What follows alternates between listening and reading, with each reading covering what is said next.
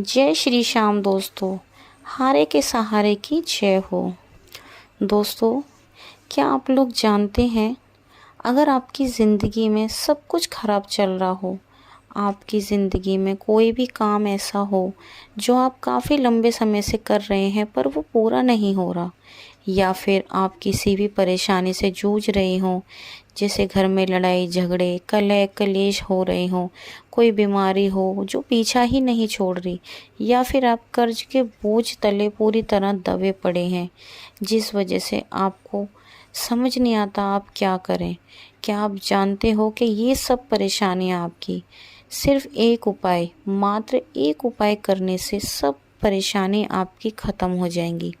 ये श्याम बाबा का एक ऐसा चमत्कारिक उपाय है जिसे करने से आपका बड़े से बड़ा कर्ज उतरना शुरू हो जाएगा। आप देखेंगे आपकी कितनी भी बड़ी से बड़ी परेशानी हो वो बहुत जल्द ख़त्म हो जाएगी। दोस्तों, श्याम बाबा को आज के समय में हर इंसान जानता है, चाहे वो छोटा हो चाहे बड़ा हो, क्योंकि श्याम बाबा हारे के सहारे हैं।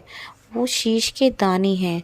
जो भी व्यक्ति दिल से सच्चे मन से हार कर उनके दरबार में पहुंचता है, फिर बाबा उसे कभी ज़िंदगी में हारने नहीं देते। तो दोस्तों, आज मैं आप लोगों के साथ ऐसे भक्त का अनुभव शेयर करूंगी जिस भक्त ने इस उपाय को किया और उनका लाखों का कर्ज बहुत जल्द उतर गया। आज मैं उन्हीं भक्त का अनुभव आप सभी लोगों के साथ शेयर करूंगी, जिसमें आपको पता चलेगा कि आप भी इस उपाय को कर कर अपना कर्ज जल्द से जल्द उतार सकते हैं। तो दोस्तों, उससे पहले जो भी लोग हमारे वीडियो को देख रहे हैं, सबसे पहले हमारे चैनल को सब्सक्राइब कर कर बेल आइकन को प्रेस कर ले, ताकि आने वाले वीडियो का नोटिफिकेशन सबसे पहले आप तक पहुंच सके। तो चलिए दोस्तों, शुरू करते हैं। ये कहानी है दिल्ली के रहने वाले एक सीधे साधे से इंसान की, जो कि सिर्फ और सिर्फ अपने काम में ध्यान दिया करते थे। वो अपने पत्नी और अपने 2 बच्चों के साथ एक खुशहाल ज़िंदगी जी रहे थे। उनके घर में सब कुछ अच्छा चल रहा था।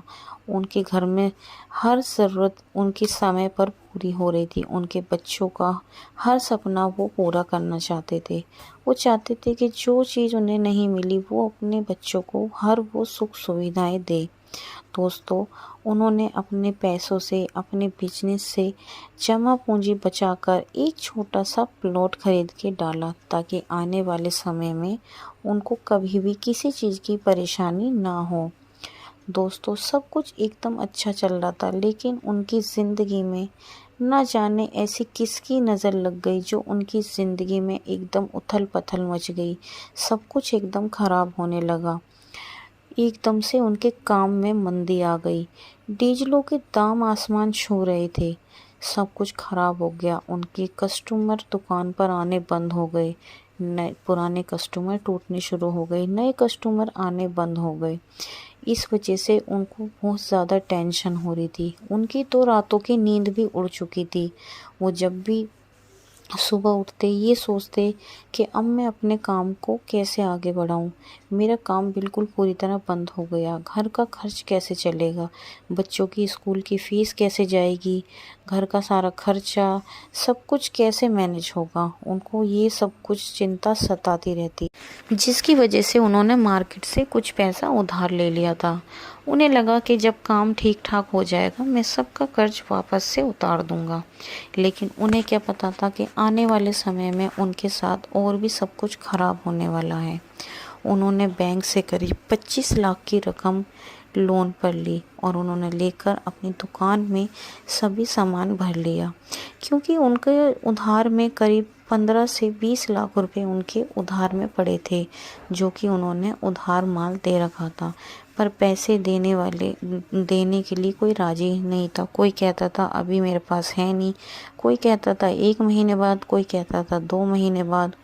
तो इस वजह से उन्होंने बैंक से कर्जा ले लिया, पर उनके पैसे कोई नहीं देता। उन्होंने कर्जा लेकर दुकान में सामान तो भर लिया, लेकिन उनका सामान बिकने को तैयार ही नहीं था। अब वो सोचने लगे कि सामान तो मैं ले आया, लेकिन सामान तो बिक ही नहीं रहा, क्या करूं। कुछ कस्टमर आते तो वो उधार मांगते, वो परेशानी की वजह से उनको उधार दे देते और अगर पैसों के लिए कहते तो वो कहते कि 2 दिन बाद 4 दिन बाद हम आपके पैसे दे देंगे, अभी मैं थोड़ा परेशान हूँ, अभी मेरा मकान बन रहा है, मकान बनने के बाद दे दूँगा। इस तरह से उनसे उनके ग्राहक कहते। अब लेनदार उनके घर के चक्कर काटने लगे, उनके पास धमकी भरी फ़ोन आने लगे। उनको कोई फ़ोन करके कहते कि मेरे पैसे दे दो, नहीं तो तुम्हारे साथ अच्छा नहीं होगा। उनके साथ गाली गलौज तक की होती। वो इस वजह से इतने ज़्यादा डिप्रेशन में आ गए थे कि उनको टेंशन बहुत ज़्यादा हो गई। एक बार उन्होंने सोचा कि क्यों ना मेरे को सुसाइड कर लेनी चाहिए, लेकिन फिर उनको ख्याल आया कि अगर मैंने सुसाइड करी तो मेरे छोटे छोटे बच्चों का और मेरी पत्नी का क्या होगा, इनका तो मेरे सिवा दुनिया में कोई नहीं है। लेकिन उनकी जो बीवी थी वो बहुत ही ज़्यादा धार्मिक किस्म की थी, जो कि पूजा पाठ में बहुत ज़्यादा ध्यान दिया करती थी। वो इतनी परेशानी होने के बाद भी लगातार पूजा पाठ करती। एक दिन उनके घर पर उनके एक मित्र आए और वो काफ़ी उनके पुराने मित्र थे। वो काफ़ी समय बाद आए अपने दोस्त से मिलने, और जब उन्होंने उनका चेहरा देखा तो वो कहने लगे कि क्या बात है, तुम क्यों इतने परेशान हो, तुम्हारा चेहरा बहुत उतरा हुआ है, मैं इतनी बार तुमसे मिलने आया हूँ फिर भी तुम्हें कोई खुशी नहीं है, आखिर बात क्या है, क्या परेशानी है, मुझे बताओ। तभी उन्होंने सारी परेशानी अपने दोस्त को बताई। उनके दोस्त ने कहा तुम चिंता मत करो, जिनका कोई नहीं होता, जिनका कोई सहारा नहीं होता, उनका सहारा श्याम बाबा होता है। श्याम बाबा हरे के सहारे हैं। तुम्हें मैं एक उपाय बताता हूँ, श्याम बाबा का ऐसा उपाय जिसे आप तुम करोगे तो तुम्हारा सारा कर्जा बहुत जल्द उतर जाएगा। उन्होंने उपाय बताया। उन्होंने कहा कि तुम श्याम बाबा के मंदिर जाना, राजस्थान में खाटू श्याम मंदिर है, और 2 इत्र की शीशी अपने साथ लेकर जाना।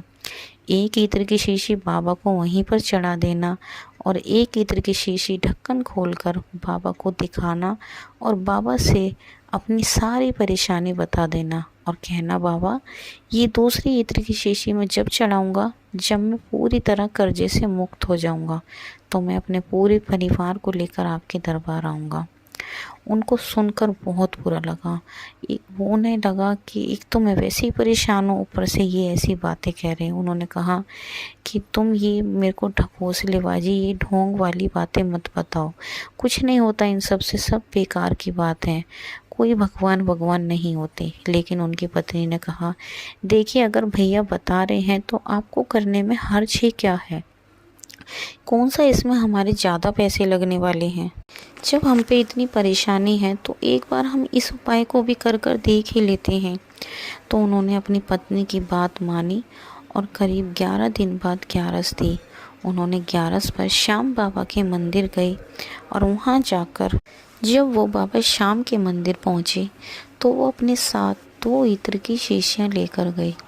उन्होंने एक इत्र की शीशी श्याम बाबा को चढ़ाई और दूसरी इत्र की शीशी ढक्कन खोलकर बाबा श्याम को दिखाई और बाबा से सच्चे दिल से रोते हुए बाबा श्याम से प्रार्थना की। बाबा को अपनी सारी परेशानी बताई। कहा बाबा मेरी ये परेशानी है, मुझ पे इतना कर्ज चढ़ चुका है, कृपया करके मेरा ये सारा कर्ज उतरवा दो। बाबा जब आप मेरा कर्ज उतरवा देंगे तो मैं अपने पूरे परिवार सहित आपके दरबार आऊँगा। ऐसा कहकर उनकी आवाज़ में बहुत दर्द था, वो दुख था, वो भाव था, जिस भाव से उन्होंने बाबा से अर्जी लगाई। वो कहकर अपने घर आ गए और वो रोज़ श्याम बाबा की फिर दिल से पूजा करने लगे, रोज़ बाबा से प्रार्थना करने लगे। करीब 7-8 महीने बाद उनके साथ चमत्कार हुआ। उनके पास एक प्रॉपर्टी डीलर का फ़ोन आया।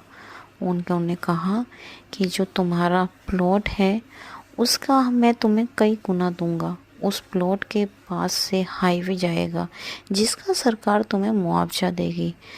वो तो सुनकर दंग रह गए कि जिस प्लॉट की कीमत कोई ज़्यादा नहीं थी, वो प्लॉट जो बेमोल लगता था, आज उसकी कीमत मुझे इतनी ज़्यादा मिल रही है, मानो उनके तो रोंगटे खड़े हो गए।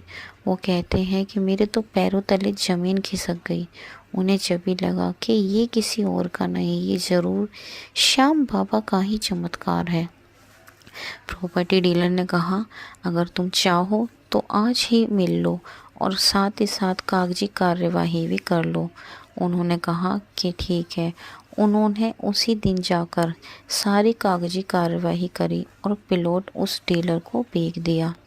उस प्लॉट की कीमत इतनी ज़्यादा थी कि जितना उन पे कर्ज था, उस सारे कर्ज को उतार कर भी उनके पास कुछ अमाउंट बच गया। उन्होंने सारा पैसा, सबसे पहले उन्होंने बैंक से लिया हुआ लोन उतारा और मार्केट में से जिन जिन लोगों से उन्होंने पैसे उधार लिए थे उन सब के पैसे दिए और अपनी दुकान में सारा स्टॉक फुल करवाया। अब उन्होंने सभी ग्राहकों को उधार सामान देना बंद कर दिया और आज श्याम बाबा की कृपा से वो फिर से एक खुशहाल ज़िंदगी जी रहे हैं। फिर से उनकी ज़िंदगी हरी भरी हो गई है। सिर्फ मात्र एक छोटा उपाय करने से उनकी ज़िंदगी पूरी तरह बदल गई। तो दोस्तों, अगर आप भी किसी परेशानी में हो, किसी परेशानी से जूझ रहे हो, चाहे वो कर्ज से रिलेटिव हो या किसी भी चीज़ से, अगर आप काफ़ी ज़्यादा कर्ज में दब चुके हैं तो आप भी एक बार इस उपाय को ज़रूर करके देखें। आप यकीन मानिए, आप पूरी तरह से कर्ज से छुटकारा पा लेंगे। दोस्तों, अगर आपको हमारा वीडियो पसंद आया हो तो प्लीज़ हमारे वीडियो को लाइक शेयर ज़रूर करें। कमेंट बॉक्स में जय श्री श्याम में लिखें। कल मिलते हैं, जब तक के लिए धन्यवाद।